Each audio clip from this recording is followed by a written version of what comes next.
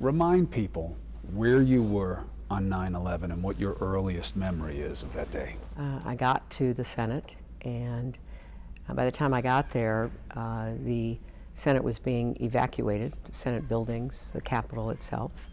So I gathered up my senior staff, and we were just looking at each other with such total pain and confusion.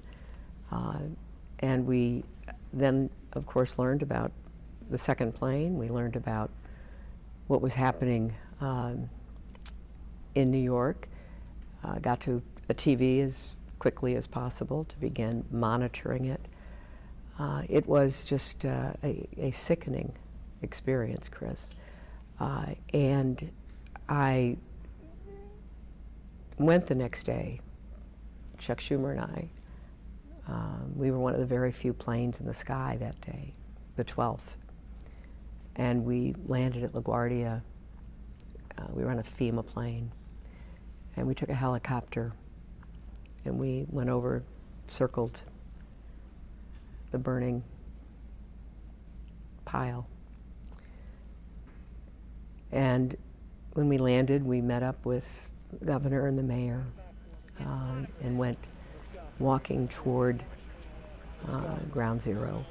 And as we moved further south, and we saw this curtain of black smoke that was stretched across the island, basically. Occasionally it would be broken by a firefighter coming out. I remember one image so indelibly, dragging his axe. And it was as close to a depiction of hell that I've ever personally seen. It did become very personal for me. I saw so many problems that others weren't yet aware of because I was listening and watching. And one of the things was what was happening to, the people in the neighborhoods, and particularly the people working on the pile, because it was clear they were being affected by this toxic brew of what had been bombed by the planes and was in the air. And unfortunately, the administration kept saying, no, there's no evidence of that. Well, you could see the evidence, you could smell it, you could taste the evidence.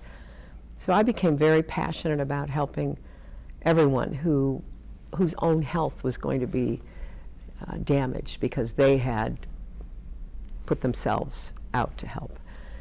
And when I met the families of the injured, profoundly burned, in comas, induced comas for months. The whole bottom half of a young woman's body pulverized by being hit with some piece from the plane. Recently engaged, looking forward to somehow figuring out how she could walk at her wedding. Her fiance refusing to leave, her begging him not to marry her, to move on with his life, and him refusing to leave. When I went to visit her the first time in the hospital, she was at the old St. Vincent's Hospital originally. She was so profoundly injured.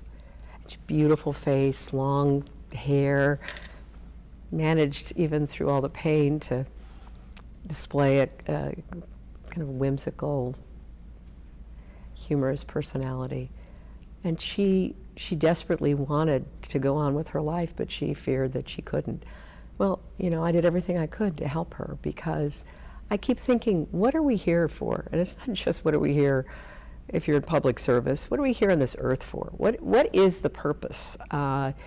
And I just feel so strongly, in part it is to, do whatever we can with whatever skills and resources we have to help others. And the need was so great and so present in every place we went. People hunting for their relatives. I was working hard to set up the Victims' Compensation Fund and worked closely with Ken Feinberg.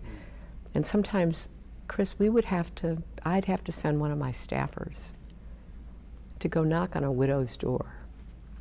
She still, after 6 months, could not get out of bed. And I would meet these shattered lives of people where they were broken, but I saw so many of them strengthen and show such resilience. So I felt privileged. You know, whatever I could do was an honor, but it gave me an insight into the human spirit, and I like to think the spirit of New York and America, that I wish every American could understand, because it's what makes us who we are and how lucky, blessed we are to face terrible tragedies, but to recover, to move forward, to keep thinking about the future.